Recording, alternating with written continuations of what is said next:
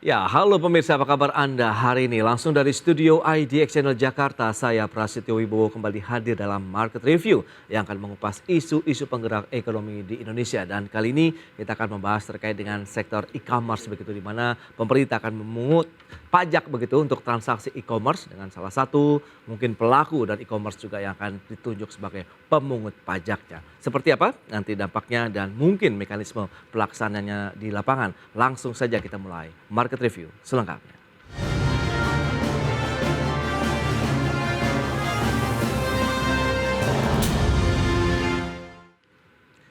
Ya, pemirsa, pemerintah akan menunjuk penyelenggara marketplace lokal sebagai pemungut pajak bagi setiap transaksi yang terjadi di marketplace. Rencananya, aturan teknis berupa peraturan Menteri Keuangan ditargetkan akan rampung pada semester 1 tahun ini. Setelah marketplace global, pemerintah akan menunjuk penyelenggara marketplace lokal sebagai pemungut pajak bagi setiap transaksi yang terjadi di marketplace. Kementerian Keuangan tengah menyiapkan calon beleit yang menjadi dasar hukum penunjukan marketplace lokal sebagai pemungut pajak tersebut. Rencananya aturan teknis berupa peraturan Menteri Keuangan atau PMK ditargetkan akan rampung pada semester 1 2023. Setelah itu, implementasi menunjukkan marketplace lokal sebagai pemungut pajak baru bisa dilakukan. Direktorat Jenderal Pajak mengatakan secara substansi kebijakan tersebut sudah siap diimplementasikan. Hanya saja DJP masih menunggu arahan Menteri Keuangan Sri Mulyani Indrawati untuk penerapannya. Tim Liputan IDX Channel. Baik pemirsa, untuk membahas tema kita kali ini, kita sudah tersambung melalui Zoom bersama dengan Bapak Ruben Huta Barat. Beliau adalah Deputy Director Center for Indonesia Taxation Analysis atau CITA. Selamat pagi Pak Ruben. Selamat pagi Mas Pras, apa kabar? Kabar baik dan salam sehat juga Pak Ruben. Terima kasih atas waktunya. Iya. Ya, Iya. menarik kalau kita cermati nampaknya pemerintah ini terus menggali lagi nih penerimaan-penerimaan baru negara ya. Dan kali ini dari marketplace, tadi sudah disampaikan intronya begitu bahwa akan ditunjuk satu pelaku e-commerce yang akan menjadi pemungut pajaknya. Ini bagaimana menurut tanggapan Anda Pak Ruben? Jadi diperkenalkan atau digaungkannya upaya pemerintah untuk memulai pemungutan pajak yang difasilitasi oleh marketplace sebenarnya berjarak sekitar 2 tahun dari dimulai diundangkannya Undang-Undang Harmonisasi Peraturan Perpajakan yang mengubah Undang-Undang Ketentuan Umum Perpajakan yang memungkinkan pemerintah untuk menunjuk marketplace untuk melakukan pemotongan, pemungutan, dan atau pelaporan. Sebelum Undang-Undang HPP ini sebenarnya kan mekanisme pemotongan pemungutan hanya bisa dilakukan oleh pihak yang bertransaksi, dalam hal ini yang jual atau beli ya. Oke. Kalau yang, nah sejak tahun 2021 diperkenalkanlah payung hukum ini di dalam undang-undang.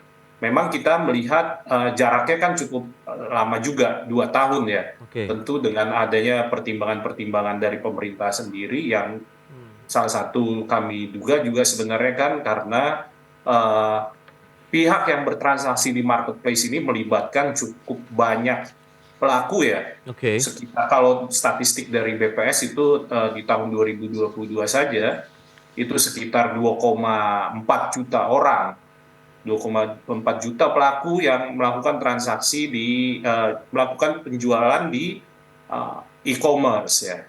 Jadi memang sangat wajar jika pemerintah untuk berhati-hati untuk melaksanakan pasal 32A Undang-Undang Ketentuan Umum Perpajakan yang telah diubah di dalam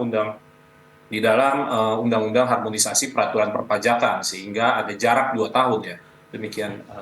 Baik, dengan beberapa jenis pajak yang akan dipungut, ada PPN, kemudian PPH begitu. Menurut Anda bagaimana? Apakah memang ini akan menjadi satu mungkin tugas baru yang akan dilakukan oleh nanti e-commerce yang ditunjuk oleh pemerintah? Iya, memang yang sesuai dengan undang-undang memang yang akan dilakukan pemungutan jenis pajaknya atas PPN dan PPH ya. PPN dan PPH yang dilakukan, yang dipungut di undang-undang sendiri masih terbuka ya, bisa marketplace ini hanya bisa berkewajiban melapor saja atau bisa juga memungut, memotong dan melapor. Oke. Cuma memang yang bisa dibayangkan memang akan menjadi beban tambahan memang bagi marketplace, mengingat volume transaksinya juga dalam 1 tahun besar. Yang harus diingat adalah di tahun 2022 saja transaksi di marketplace menurut catatan dari yang kami catat adalah sudah menembus sekitar 480 triliun ya. Oke. Bisa dibayangkan memang kalau para marketplace ini dibebankan kewajiban untuk melakukan pemotongan pemungutan dan pelaporan, itu mungkin memang akan memberikan beban administratif cost yang cukup tinggi bagi mereka ya. Akan berbeda misalnya kalau berkewajiban melaporkan saja. Oke. Iya. Tapi sejauh ini belum Ya. ada putusan mau mengarah yang kemana begitu ya Pak Ruben? Apakah penunjukan untuk Ya. mereka melakukan pemungutan atau pelaporan begitu Pak Ruben? Belum, kalau di Undang-Undang HPP kan terbuka ya, dan atau dia sifatnya bisa. Jadi kita tunggu saja ini PMK-nya. Kalau dari yang diwacanakan kan sepertinya akan ditunjuk sebagai pemotong, pemungut, dan pelaporan ya. Oke. Salah satu ya. Dan kalau itu tiga-tiganya memang saya rasanya memang pasti beban administrasinya besar sekali ya buat ini. Belum lagi risikonya ya apabila ada transaksi yang terlewat di pasal 32A Undang-Undang tersebut ada sanksi-sanksi yang mengikuti yang menghantui para marketplace ini apabila gagal melaksanakan kewajibannya. Oke. Nah, PMK-nya sendiri tengah digodok begitu dan ditargetkan semester 1 tahun ini bisa kelar ya Pak Ruben. Menurut Ya. Anda kira-kira mekanisme yang pas begitu untuk kondisi saat ini yang seperti apa sih kalau kita melihat ini kan berarti ranah baru juga nih bagi mungkin pelaku marketplace ataupun mereka yang biasanya berjualan secara konvensional terus masuk ke dalam era digital seperti saat ini Pak Ruben. Nah, untuk menjawab itu kira-kira yang tepat bagaimana, kita mesti membedah lagi sebetulnya kira-kira gambaran transaksi di marketplace ini seperti apa sih? Gitu Oke. kan. Yang pertama, ini didominasi oleh usaha menengah, kecil dan menengah ya, dengan omset mayoritas omset lebih dari sampai dengan 300 juta menurut data dari Biro Pusat Statistik ya. Oke. Pada tahun 2022. Yang kedua, 80% transaksi disettle itu dengan cara cash on delivery, COD. Oke. Kan? Nah, kalau pemotongan pemungutan akan efektif dilakukan oleh marketplace apabila uangnya sempat mampir dulu nih ke marketplace. Oke. kan? Iya. Tapi bagaimana si marketplace mau memotong kalau uangnya nggak pernah mampir ke dia kan gitu. Kalau 85% dari transaksi itu dilakukan secara cash on delivery misalnya, baru dibayar oleh si pembeli, Oke. kan? Pada saat barang sudah diserahkan misalnya. Itu kan nggak mampir, uangnya nggak mampir ke marketplace, mampirnya ke si kurir malah. Iya. Gitu. Jadi kalau dari 480 triliun itu 85%-nya sudah melalui cash on delivery, sebetulnya kan sekitar 100 T lah yang kemungkinan masih bisa dilakukan pemotongan pemungutan karena uangnya sempat melalui marketplace. Oke. Gitu kan. Jadi kalau menurut saya mungkin yang lebih tepat justru pelaporan saja ya, karena melihat faktanya memang uang yang beredar sebagian besar di luar marketplace. Namun transaksinya terekam di marketplace. Iya. Begitu. Itu yang tercatat ya selama ini kalau kita lihat memang dari sisi transaksi ya.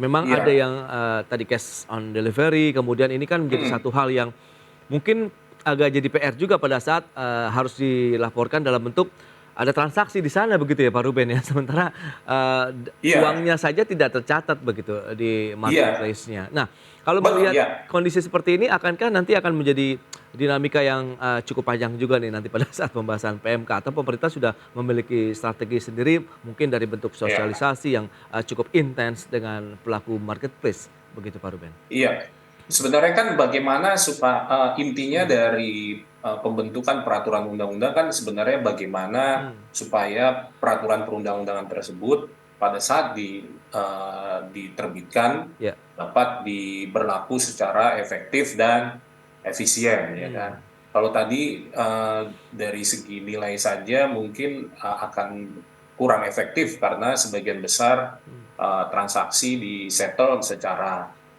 cash ya. oke, Jadi padahal kan sebenarnya di luar mekanisme ini sebenarnya kan pemerintah juga mempunyai aturan di mana para pelaku usaha ini hmm, yang eh, peredaran usahanya di bawah 4,8 miliar dalam 1 tahun itu dapat melakukan pembayaran secara langsung dengan hmm, tarif 0,5%. Jadi oke,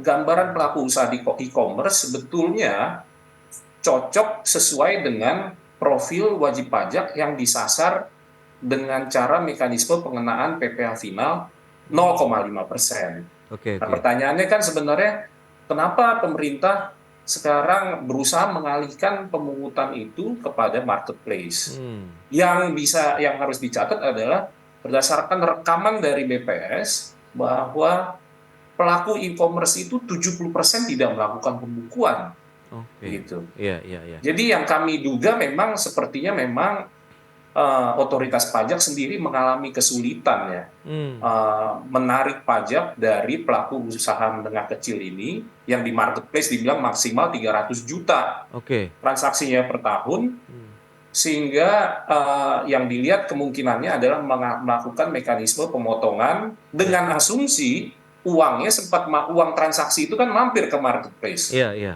oke, Tapi oke, kalau dilihat dari gambarannya, sayangnya kan hanya sekitar 15% sebetulnya uang yang mampir hmm, ke marketplace yang di mana pemotongan hanya memungkinkan dilakukan iya, iya, jika jika uangnya kan masuk dulu ke baik. kantong marketplace. Demikian. Itu dia. Nah, kita akan lihat juga seberapa besar nanti sih potensi pajak yang bisa didapatkan dengan adanya kebijakan baru ini, Pak Ruben. Kita bahas nanti di Ya, segmen berikutnya ya, kita akan jeda sebentar.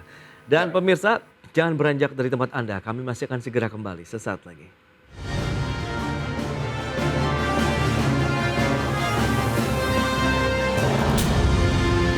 Ya, terima kasih Anda masih bergabung bersama kami dan berikut ini kami sampaikan sejumlah data menarik untuk Anda terkait dengan e-commerce dengan jumlah pengunjung terbanyak pada kuartal 1 tahun ini mana saja. Ya, seperti yang bisa Anda saksikan, Bukalapak itu mencatat sekitar 18,1 juta pengunjung untuk e-commerce-nya, kemudian Blibli 25,4 juta pengunjung, Lazada 83,2 juta pengunjung, kemudian Tokopedia 117 juta pengunjung dan terbesar di Shopee 158 juta pengunjung yang mereka mungkin melihat kemudian melakukan transaksi di sana. Selanjutnya, 5 negara dengan persentase penggunaan e-commerce tertinggi di dunia. Ini negara mana saja? Baik, seperti yang Anda saksikan, Indonesia menempati posisi pertama dengan pengguna e-commerce terbesar di dunia, 88,1%. Ini data per April ya 2021. Kemudian Inggris 86,9%, Filipina 86,2%, Thailand 85,8%, Malaysia 85,7%.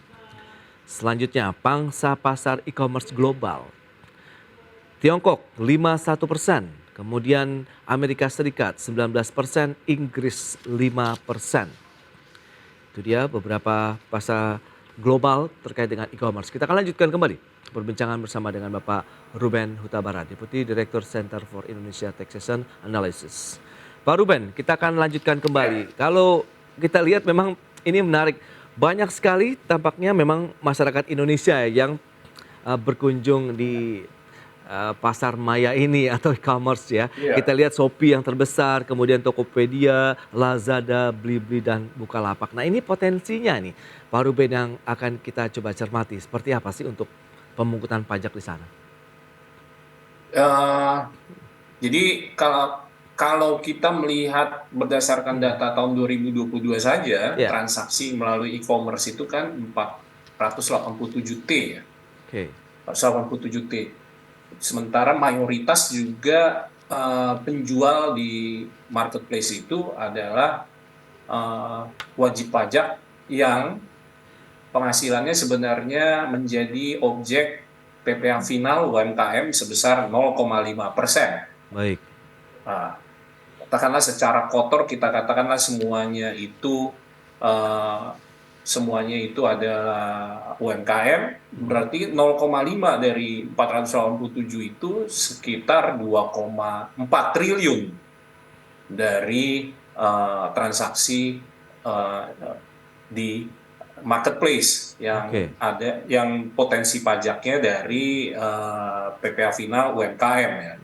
Bukan jumlah yang sedikit memang, cuma memang yang harus diingat juga adalah kalau marketplace ini gagal memungut, juga mereka dibayangi oleh sanksi persentase dari yang gagal dipungut itu.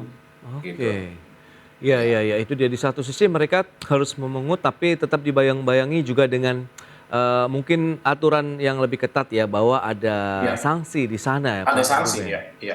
Oke. Ya. Apakah ini juga menjadi salah satu tolak ukur juga, kalau kita lihat kan beberapa waktu sebelumnya ada penetapan pajak pertambahan nilai nih untuk perdagangan yang menggunakan sistem elektronik PMSE nih, Pak Ruben. Iya. Ini kan Ya. lumayan juga tuh, 10,7 triliun sampai dengan Januari 2023. Apakah ini memang menjadi salah satu juga akhirnya mungkin ya kita lihat celah lain yang bisa dimanfaatkan untuk bisa mendatangkan pendapatan bagi negara di dunia digital? Ya.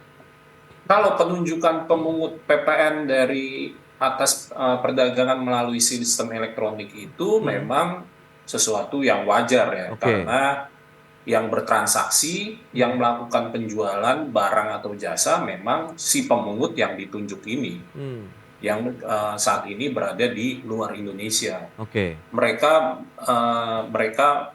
menjual dan mereka harus memungut PPN atas transaksi tersebut. Oke. Namun juga kan sampai sekarang mereka kan juga belum dipungut PPh itu, gitu.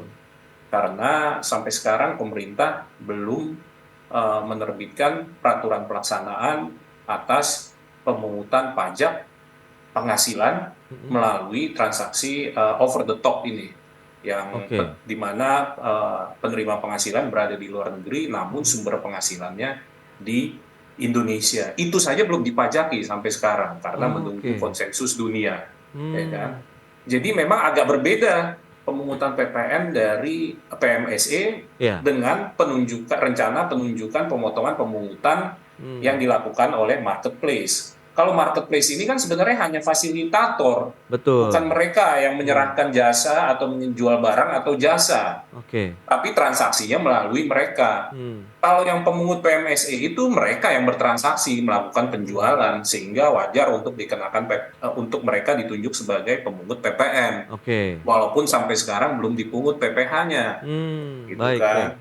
Iya. Nah, ini akan Jadi agak efektif. berbeda memang. Nah, itu dia. Pada saatnya nanti akan diterapkan, menurut Anda akan lebih jauh efektif dibandingkan dengan PMSE kah? Karena di satu sisi memang ini menjadi salah satu PR juga yang akan diselesaikan. Paling tidak kan tadi disampaikan semester 1 tahun ini, Pak Ruben. Tapi tahan dulu jawabannya, kita akan jeda sebentar. Iya. Baik pemirsa, kami masih akan segera kembali usai pariwara yang satu ini.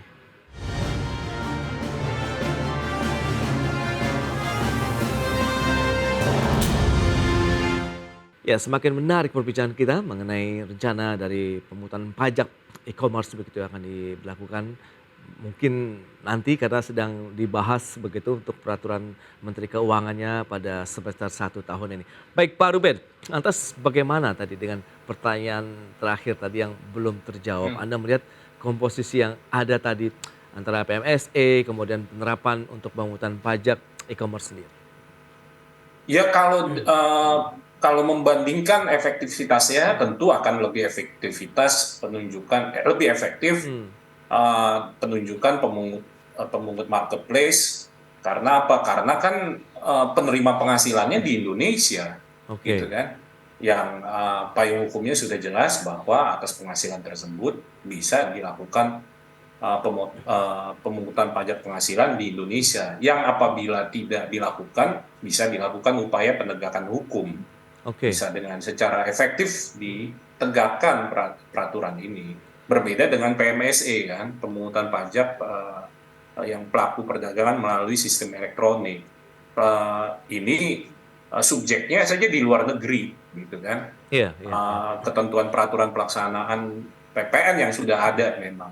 Walaupun penegakan hukum memang bisa dilakukan dengan meminta bantuan otoritas pajak yang menjadi counterpart otoritas pajak di Indonesia, cuma tentu kan membutuhkan effort yang lebih dibandingkan dengan upaya penegakan hukum yang dilakukan terhadap residen pajak di Indonesia gitu. Jadi tentu saja akan lebih efektif Oke. apabila mulai dilakukan pemungutan dengan mekanisme seperti ini gitu. Ya, kalau kita lihat penerapannya di negara-negara lain kan juga ada ya, ada Vietnam, kemudian beberapa negara lainnya di Amerika Serikat begitu. Adakah Ya, memang ini menjadi salah satu juga barometer yang dijadikan contoh paling tidak kan mereka memang melakukan transaksi di Indonesia, kemudian pasar di Indonesia juga kan cukup masif. Tadi sudah disampaikan juga data grafiknya kita pengguna e-commerce terbesar secara global begitu, ya, Pak Ruben.